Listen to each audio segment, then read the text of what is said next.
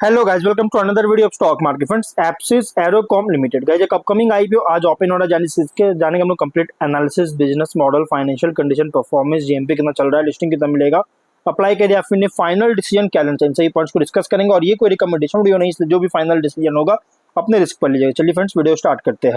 IPO 11 को आज open हो रहा है, 13 मार्च क्लोज किया जाएगा। 3 डे आईपीओ, 18 मार्च का लिस्टिंग डेट, 10 रुपीज का फेस वैल्यू, 104 टू 110 रुपीज पर शेयर की प्राइस बैंड, 1200 शेयर्स की lot size, fresh capital IPO, book build IPO है और लगभग 36 करोड़ का इशू साइज, 32.5 लाख शेयर्स का इशू किया गया है। Basan equity broking market maker NSE SME platform पर लिस्टिंग किया जा रहा है। अलॉटमेंट डेट 16 मार्च का 17 को रिफंड रिलीज किया जाएगा। शेयर्स डीमैट अकाउंट में क्रेडिट होगा। ऑफर दिया गया है, क्यूआईबी एंकर इंक्लूड नहीं करेंगे। ऑलरेडी एलोकेट हो चुका है। 19.2% का big H N, 9.5 small H N, 4.7 retail, 33.3% offer दिया गया है। रिटेल ओनली 2 लॉट अप्लाई कर सकते हैं। 2400 शेयर्स मिलेंगे, 2.6 लाख रुपीज पे करना पड़ेगा। Small H N I minimum 3 lot apply कर सकते हैं, 3.9 लाख रुपीज पे करना पड़ेगा। मैक्सिमम 7 लॉट अप्लाई कर सकते हैं, 9.2 लाख रुपीज पे करना पड़ेगा। Big H N I minimum 8 lot apply कर सकते हैं, 10.5 लाख रुपीज पे करना पड़ेगा। मैक्सिमम का कोई लिमिट नहीं है। एंकर से 10.1 करोड़ का फंड रेज कर चुका है। अगर हम इसके जीएमपी की बात करेंगे तो 9 रुपीज का जीएमपी ट्रेड कर रहा है, जिसके अकॉर्डिंग 8.2% का लिस्टिंग एक्सपेक्ट कर सकते हैं, जो कि 119 रुपीज का एस्टिमेटेड लिस्टिंग प्राइस, 10,800 रुपीज का एस्टिमेटेड प्रॉफिट मिल सकता है, जो कि एक ठीक ठाक अच्छी लिस्टिंग मिलने जा रही है। बिजनेस की बात करें तो 2022 में इनकॉर्पोरेट किया गया था, जो कि ये एक प्रेसिशन इंजीनियरिंग स्पेशल मतलब प्रेसिशन इंजीनियरिंग में इंगेज है। और कंपनी जो है स्पेशलाइज है कंपोनेंट्स का और इससे रिलेटेड सर्विसेज, कंपोनेंट्स और रिलेटेड सर्विसेज, जो कि aerospace, defence, health care industries में के कंपोनेंट्स और रिलेटेड सर्विसेज का मैन्युफैक्चरिंग में स्पेशलाइज है कंपनी। और ये मैन्युफैक्चरिंग फैसिलिटी जो है पिन्या इंडस्ट्रियल एरिया बैंगलोर में है, जहाँ से ऑपरेट किया जा रहा है, जो कि डिवाइड किया गया है शेड 1 और शेड 2, जो कि ईस्टर्न पोर्शन और वेस्टर्न पोर्शन में जैसे डिवाइड किया गया। और इक्विप्ड है सीएनसी मशीन्स के साथ, जिससे 1200 mm का मिलीमीटर का जो कि लेंथ में अप टू 1200 mm तक का हैंडलिंग पार्ट्स का कैपेबल है। और फैसिलिटी सपोर्ट करता है CAD CAM based design, process development, precision machining, जिसे एंड टू एंड प्रोडक्शन को एज पर क्लाइंट जो कि सप्लाई करता है डिजाइन और स्पेसिफिकेशन का, इसको इनेबल कर रही है। और एप्सिस एरोकॉम का जो प्रोडक्ट है ये कैटर करता है कॉम्प्लेक्स सिस्टम्स को एरोस्पेस, डिफेंस और हेल्थ केयर सेक्टर में, और जिसे सॉल्यूशंस ऑफर कर रहा है, जिसमें इंक्लूड है machine component, surface finishing, assembly, quality control और फाइनल इंस्पेक्शन। और कंपनी जो है डोमेस्टिक प्रेजेंस एस्टैब्लिश कर चुका है कर्नाटक और तेलंगाना, महाराष्ट्र में, और इंटरनेशनल फुटप्रिंट भी है यूएसए, नीदरलैंड, स्पेन और इजराइल में। तो इसमें से 2 कंट्री जो है ना, यूएसए और इजराइल, अभी इनका जो है गल्फ कंट्री से, मिडिल ईस्ट से, जो कि मेनली ईरान से जो है सो अभी थोड़ा सा तनाव चल रहा है। वॉर को लेकर, अटैक को लेकर जो थोड़ा सा प्रॉब्लम हो सकता है, और इसकी वजह से कंपनी के परफॉर्मेंस को भी थोड़ा बहुत इम्पैक्ट कर सकता है। और 30 सितंबर के अकॉर्डिंग 105 पर्सनल एम्प्लॉयड है, जो कि जिसमें इंक्लूडिंग प्रोमोटर्स, जिससे end to end manufacturing capabilities जो है क्लाइंट प्रोवाइडेड ड्राइंग से लेकर फाइनल प्रोडक्ट डिलीवरी तक डोमेस्टिक और ग्लोबल कस्टमर्स दोनों को प्रोवाइड करता है।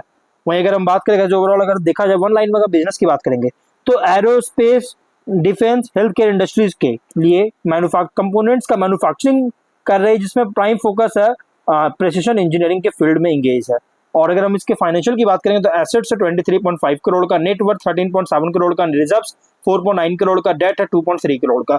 वही रेवेन्यू प्रॉफिट 23 में 10.4 करोड़ का रेवेन्यू, 1 करोड़ का प्रॉफिट, 24 में 16.9 करोड़ का रेवेन्यू, 2.5 करोड़ का प्रॉफिट, 25 में 20.6 करोड़ का रेवेन्यू, 6.6 करोड़ का प्रॉफिट, फर्स्ट हाफ में 13.7 करोड़ का रेवेन्यू, 3.1 करोड़ का प्रॉफिट है। फाइनेंशियल अगर देखा जाए तो टॉप लाइन हो या बॉटम लाइन कंसिस्टेंट ग्रोथ हुआ, लेकिन टॉप लाइन तो अच्छी ग्रोथ है, बट जो बॉटम लाइन है 25 से सरप्राइजिंग बूस्ट हुआ, और ये सरप्राइजिंग बूस्ट हुआ 25 में ना गाइस, इसके वजह से एक डाउट ही क्रिएट नहीं कर रहा है, बल्कि आगे चलकर सस्टेनेबिलिटी को लेकर कंसर्न रेज कर रही है। अगर आगे ऑब्जेक्टिव बात करेंगे तो मशीनरी परचेज करने में कैपेक्स करना चाहती है वर्किंग, जनरल कॉर्पोरेट पर्पस के लिए फंडिंग चाहता है वर्किंग। और अगर हम इसके रेशियोज की बात करेंगे तो ROE ROCE 26, RONW 28 22.8, PAT margin 22.9%, EBITDA margin 34.9% मतलब 35% का, PB है 7.1 टाइम का, PE रेशियो 14.6 टाइम का, प्रोमोटर होल्डिंग रेशियो 100% का, पोस्ट इशू 73% का होल्डिंग देखने को मिल जाएगा। मार्केट कैप 132.5 करोड़ का। कंपनी के प्रोमोटर है बसवराजू कनाकट्टे और शिव कुमार, विनोद कुमार मरियप्पन और मिहिर कुमार प्रधान इसके प्रोमोटर है। और उसके फाइनेंशियल डेटा के अकॉर्डिंग, रिसेंट फाइनेंशियल डेटा के अकॉर्डिंग प्राइस बैंड जो रखा गया है ना, बहुत ही एग्रेसिव, फुल्ली प्राइस रखा गया, है कंपनी का आईपीओ का। उसके कॉम्पिटिटर है guys Unimech aerospace and manufacturing, same business करता है। मैं अगर स्वॉट एनालिसिस करेंगे तो स्ट्रेंथ अगर देखा जाए तो precision engineering and advanced manufacturing sector में ऑपरेट हो रहा है, और कंपनी हाई प्रेसिशन कंपोनेंट्स का एरोस्पेस, डिफेंस, हेल्थ केयर से इक्विपमेंट इंडस्ट्रीज के लिए मैन्युफैक्चर करता है। End to end solutions provide करता है, इंक्लूड है design support, engineering and machining services, और एडवांस्ड सीएनसी मशीनिंग और प्रेसिशन मैन्युफैक्चरिंग टेक्नोलॉजीज का यूज करती है। और इंडस्ट्रीज में, उस इंडस्ट्रीज में ऑपरेट हो रहा है जिसमें हाई एंट्री बैरियर्स होता है, क्योंकि स्ट्रिक्ट क्वालिटी और सर्टिफिकेशन रिक्वायरमेंट्स के कारण। स्ट्रॉन्ग इंजीनियरिंग कैपेबिलिटीज है complex and high accuracy component manufacturing में। वीकनेस की बात करेंगे तो रिलेटिवली स्केल इसका बहुत ही छोटा है, स्मॉलर है large global aerospace component manufacturers के कंपैरिजन में। बिजनेस एक्सपोजर कॉन्सेंट्रेटेड है स्पेशलाइज्ड इंडस्ट्रीज में, जैसे एरोस्पेस और defence. High capital investment requirement होगा एडवांस्ड मैन्युफैक्चरिंग मशीनरी और टेक्नोलॉजी के लिए, और रेवेन्यू भी डिपेंड करता है, हेवीली डिपेंडेंट है limited number of large industrial clients पर। कंटिन्यूअस रिक्वायरमेंट होगा स्किल्ड इंजीनियर्स और टेक्निकल वर्कफोर्स का। वहीं अगर अपॉर्चुनिटीज की बात करेंगे तो ग्लोबल डिमांड का ग्रो बहुत तेजी से हो रहा है एरोस्पेस कंपोनेंट्स, डिफेंस इक्विपमेंट और प्रिसीजन इंजीनियरिंग पार्ट्स के लिए। और जिस तरह से डोमेस्टिक डिफेंस और एरोस्पेस मैन्युफैक्चरिंग का इंडिया में बहुत तेजी से फोकस है, और फोकस जो है इंक्रीज होता हुआ नजर आ रहा है।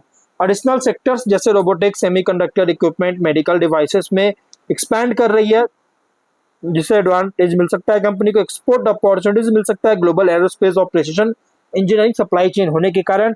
वहीं अगर हम बात करें इस कंपनी जैसे ऑटोमेशन और एडवांस्ड मैन्युफैक्चरिंग टेक्नोलॉजी, जिससे एफिशिएंसी और मार्जिन को इंप्रूव कर सकता है।